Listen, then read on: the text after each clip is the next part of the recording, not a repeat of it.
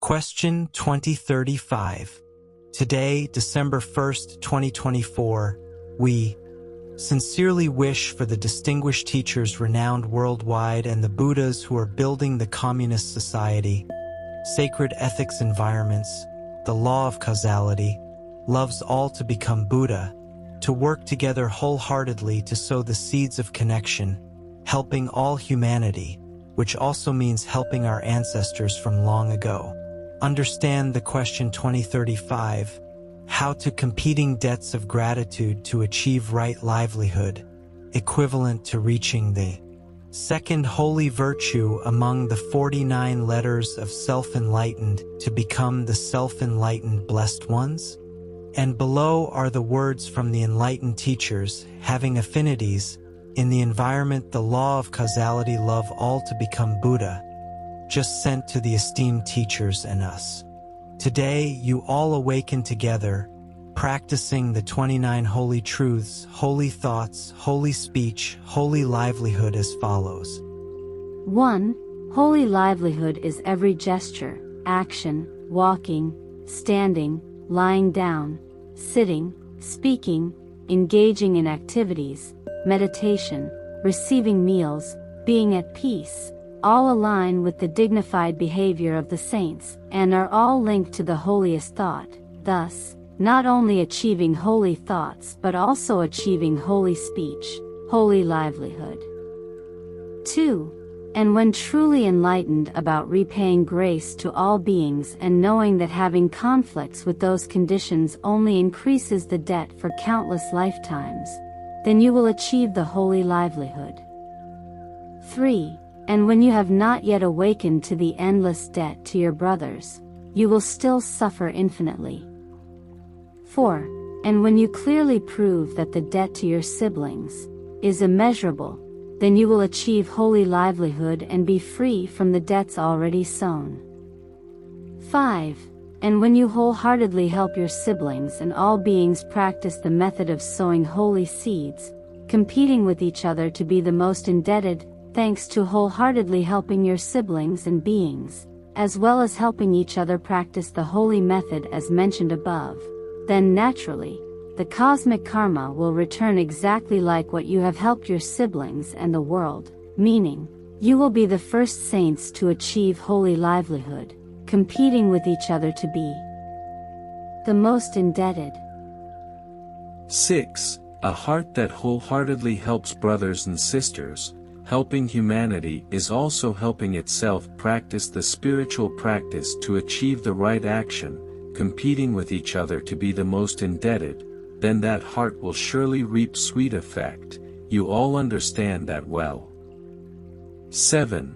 Conversely, a heart that is not fully committed to helping brothers and sisters, helping humanity practice the spiritual practice to achieve the right action, competing with each other to be the most indebted, will forever fail to reach the holy action. 8. Because that is the absolute truth about the law of cause and effect in the universe. If you don't wholeheartedly help others achieve the holy virtue, it means you aren't truly helping others find liberation, happiness, so you'll never find liberation, happiness for yourself. 9. And that's also the absolute truth about the universal law of attraction. If you want to attain any holy virtue, first, you must genuinely and happily intend, wish for all noble beings, especially wishing for those adverse karma friends to achieve the holy virtue before you. That is the true testament to boundless compassion, so you will genuinely receive boundless sweet effects. 10. Never let your illusion friend turn your compassion into something tiny, argue, having to save yourself first before saving others, has trapped many generations in suffering for eternity. 11. The heavenly mandate of human life is to spend all your time saving countless generations, hoping to atone for all the sins you've committed, not to spend your short life just worrying about yourself or your small family, which means the sins you've created won't be paid off. And what kind of cause and effect will forgive that? 12. If you have the mindset of saving yourself first, before caring for others, it will resonate with those who also prioritize saving themselves first, before saving others. This place will then become an environment where everyone competes with each other, caring for themselves first, which is no different from an environment of live or die. I don't care about others. Consequently, in such a place, no one will save anyone else first, because without a heart that saves others first, there will forever be no heart that saves oneself first. 13. And if the whole world takes care of itself first, then it'll become a world where no one saves anyone else first. That's also the world of I don't care about others, live or die. 14. On the flip side, if you have a heart that's focused on saving others first, before saving yourself, that's the heart of a bodhisattva, and it must resonate with environments where everyone is competing with each other, helping each other out first. And just think about how happy life would be. You've got to know by now. 15. If there weren't sacred moral foundations birthed, just as there's no moral foundation of sacred actions, competing with each other to be the most competing with each other, saving each other first, so the world will be as it has been from ancient times until now. Wouldn't the world just keep living by selfish and lowly morals?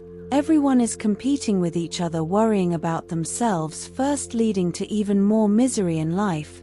You've got to see that clearly.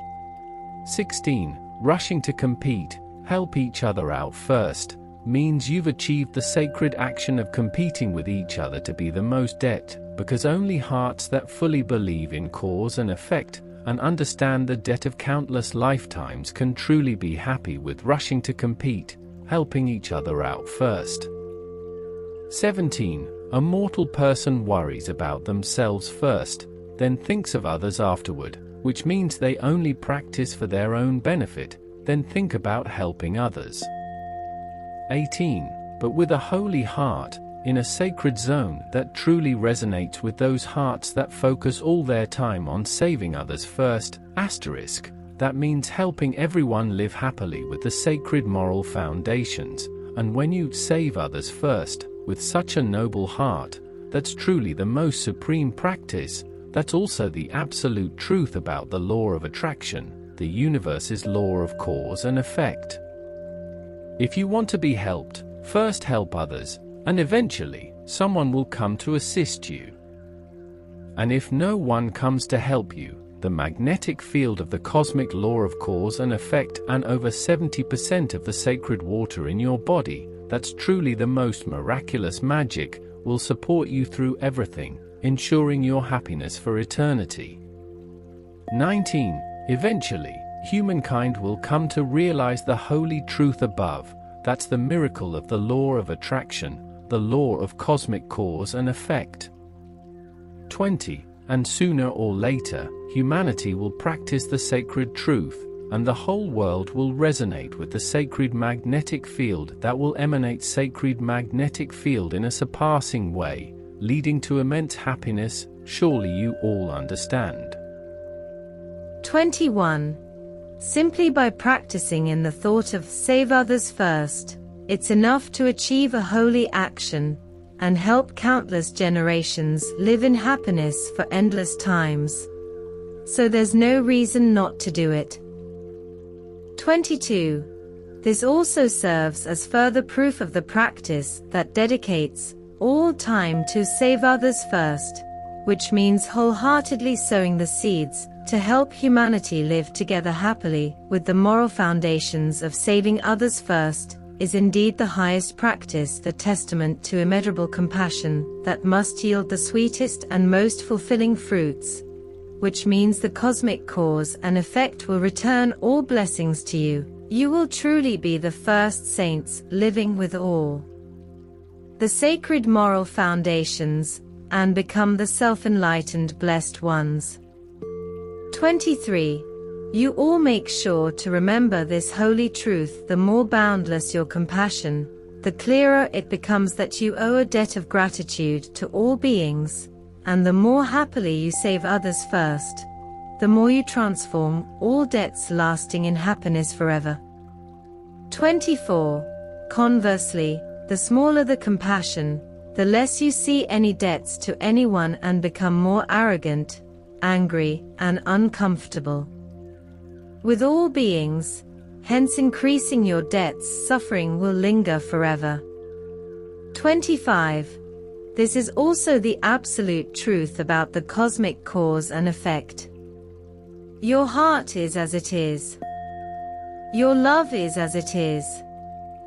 You will reap what you sow. 26. The more ripened rice is, the more bend their heads in debt of gratitude to those who nurtured them.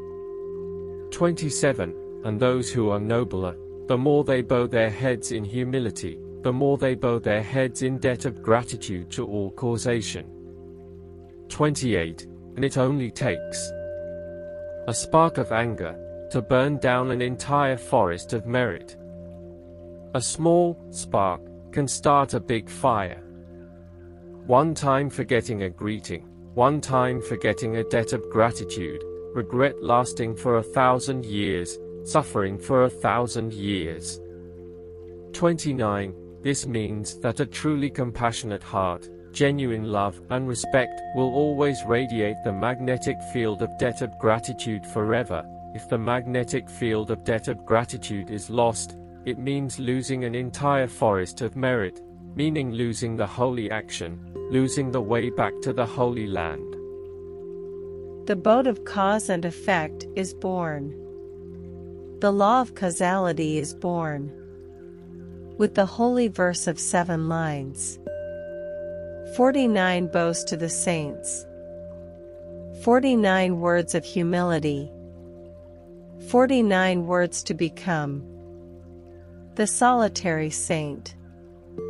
The enlightened ones know it all. If living doesn't work out, we'll return to the cold land.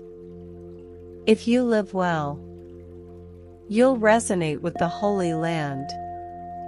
The path of karma is now crystal clear. No need to worry anymore about anything at all. The boat of karmic people is born. The law of cause and effect is born. With the holy verse of 7 lines. 49 bows to the saints. 49 words of uniqueness. 16 words to end suffering. 16 words of happiness. Has revealed everything. Has spoken it all. Will be immortal forever. Will save countless generations to come. Happiness forever after.